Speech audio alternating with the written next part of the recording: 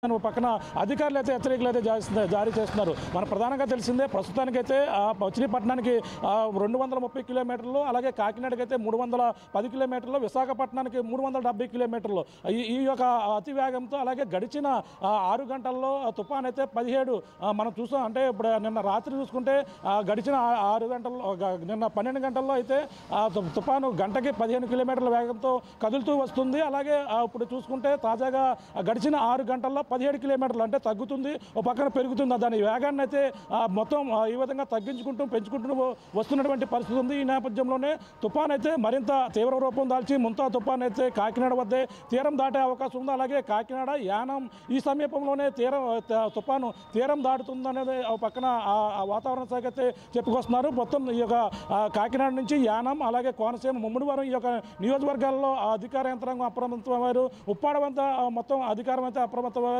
ముఖ్యంగా ఈ యొక్క వర్షాలు అయితే తగ్గుముఖం పడడం లేదు. ఈ నేపథ్యంలోనే నిత్యావసర వస్తువులు కావచ్చు, అలాగే కాయగూరలు మొత్తం అన్నీ కూడా 2 రోజులు 4 రోజులకు సరిపడా మొత్తం అందరూ కూడా కొనుక్కునే పరిస్థితి అయితే కనపడుతుంది. అంటే వర్షం మనం చూడొచ్చు. ఈ యొక్క 216 జాతీయ రహదారిపై కాకినాడలో ఉన్నటువంటి 216 జాతీయ రహదారి కూడా వాహనాలు కూడా పూర్తిగా పెద్ద వాహనాలు కూడా రాకపోకలు ఈ రోజు నుంచి కూడా నిలిపివేశారు. చూడొచ్చు నిర్మానుష్యంగా ఉన్నటువంటి ఈ యొక్క 216 జాతీయ రహదారి 216 జాతీయ రహదారిపై మొత్తం ఎటువంటి భారీ వాహనాలు కూడా రాకుండా నిర్మానుష్యంగా ఉంది. భారీ వర్షాలు నమోదవుతున్నాయి. ఒక పక్కన వాతావరణం మబ్బులు అయితే కమ్ముకున్నటువంటి పరిస్థితి ఒక పక్క కనపడుతుంది.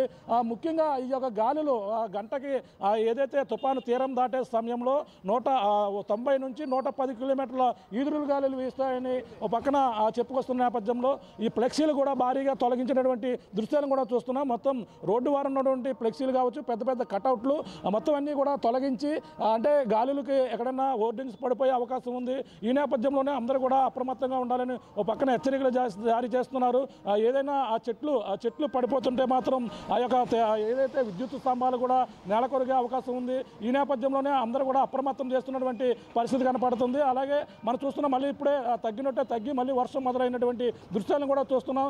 నిర్మానుష్యంగా అయితే మాత్రం ఈ యొక్క రహదారి అయితే మనకే కనబడుతుంది. ఒక పక్కన ఆ చెట్లు ఇప్పుడిప్పుడే ఆ గాలుల తీవ్రత మొదలైంది.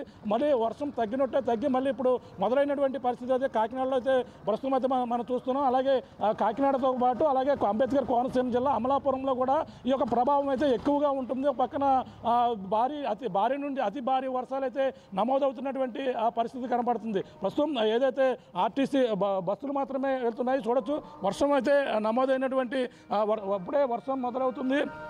ఈ యొక్క ప్రాంతంలో మనం చూస్తున్నాం. ఇక్కడ ఏదైతే జాతీయ రహదారిపై భారీ వాహనాలు కూడా నిలిచిపోయాయి. కేవలం ఆర్టీసీ బస్సులు వస్తున్నటువంటి దృశ్యాలు ఈ యొక్క 216 జాతీయ రహదారిపై మనం చూస్తున్నాం. ప్రస్తుతం అయితే మొత్తం ట్రాన్స్పోర్ట్ వ్యవస్థనే ఒక పక్కన రైళ్లు కూడా ఇప్పటికే రద్దు చేసిన సంగతి కూడా మనకు తెలిసిందే. ఈ యొక్క తీవ్ర తుఫాన్ అయితే ఈరోజు సాయంత్రానికి మధ్యాహ్నానికి అయితే ఈ యొక్క మొంతా తుఫాన్ అయితే బలపడుతుంది.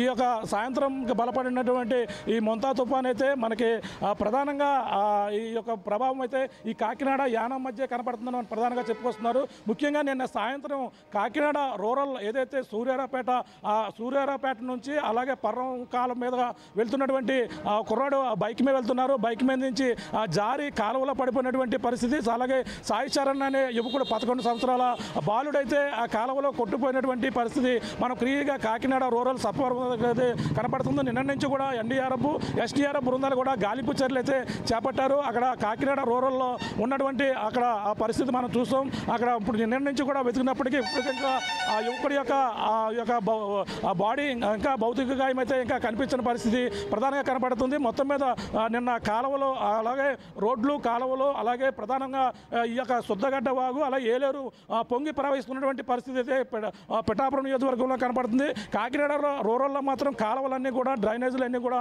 పొంగి ప్రవహించడంతోనే నిన్న 11 ఏళ్ల బాలుడు సాయి చరణ్ అనే బాలుడైతే కొట్టుకుపోయినటువంటి పరిస్థితి ప్రధానంగా కాకినాడ రూరల్లో కనపడుతుందని చెప్పాలి. మనం చూస్తున్నాం వర్షం అయితే తగ్గి మళ్ళీ ఉధృతంగా వర్షం అయితే నమోదవుతుంది.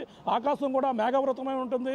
అలాగే ఈ యొక్క గాలుల తీవ్రత ఏదైతే ఎక్కువగా ఉంటుందని కూడా చెప్పిన నేపథ్యంలో మొత్తం అన్నీ కూడా హోర్డింగ్స్ మొత్తం జాతీయ రహదారిపై ఉన్నటువంటి హోర్డింగ్స్తో పాటు మొత్తం పెద్ద కటౌట్స్ పెట్టేటువంటి అవన్నీ కూడా తొలగించి, అలాగే పునరావాస కేంద్రాలు కూడా మొత్తం అందరూ కూడా తరలిస్తున్నారు. అలాగే ఎక్కడన్నా విద్యుత్ స్తంభాలు నేలకొరిగే అవకాశం ఉన్న నేపథ్యంలో అక్కడ చెట్లు ముందుగానే తొలగించినటువంటి పరిస్థితి ఒక పక్క కనపడుతుంది. ఏదేమైనా తుఫాను ప్రభావం అయితే ముఖ్యంగా కాకినాడ వైపే ఈ యొక్క ప్రభావం అయితే ఎక్కువగా ఉండే అవకాశం అయితే ప్రధానంగా కనపడుతుంది. నందు రైట్ ప్రకాష్, ఎప్పటికప్పుడు అప్డేట్స్ మాకు అందిస్తూ ఉండండి. ముఖ్యంగా కాకినాడలోనే అతి కొద్ది గంటల్లో అతి కొద్ది సమయంలోనే పూర్తిగా వాతావరణం మారబోతోంది. కాకినాడ దగ్గర నుంచే తుఫాను తీరం దాటపోతుంది కాబట్టి పరిస్థితి చాలా దారుణంగా ఉండబోతుంది అంటూ చెప్తున్నారు. ఇప్పటికే వర్షాలు పడుతున్నాయి.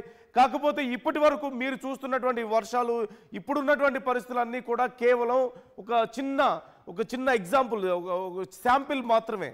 మరికొద్ది గంటల్లో పరిస్థితి మరింత దారుణంగా ఉండబోతుందంటూ అధికారులు చెప్తున్నారు. ప్రకాష్, ఎప్పటికప్పుడు మీరు అప్డేట్స్ అందిస్తూ ఉండండి. మరోవైపు మనం చూస్తున్నాం, కృష్ణమోహన్ మనతో ఉప్పాడు నుంచి లైవ్లో సిద్ధంగా ఉన్నారు. అంటే అక్కడ ఉన్నటువంటి మత్స్యకారులు అక్కడి నుంచి కదలని పరిస్థితి కనిపిస్తోంది. అధికారులు పునరావాస కేంద్రాలు ఏర్పాటు చేసి వాళ్ళని తరలిస్తున్నప్పటికీ కూడా అక్కడే ఉంటున్నటువంటి పరిస్థితి కనిపిస్తోంది. మత్స్యకారులు ఇప్పటికే కొన్ని ఇళ్ళు కూడా కూలిపోయాయి. కృష్ణమోహన్ మాకు ఇంతకుముందే చూపించారు. సో ప్రస్తుతం అక్కడ మత్స్యకారులతో మాట్లాడే ప్రయత్నం చేస్తున్నారు కృష్ణమోహన్, అక్కడ పరిస్థితి ఏంటి? మత్స్యకారులు ఏమంటున్నారు? మరి ఏదైనా కొంచెం పరిస్థితి చేయి దాటిపోతే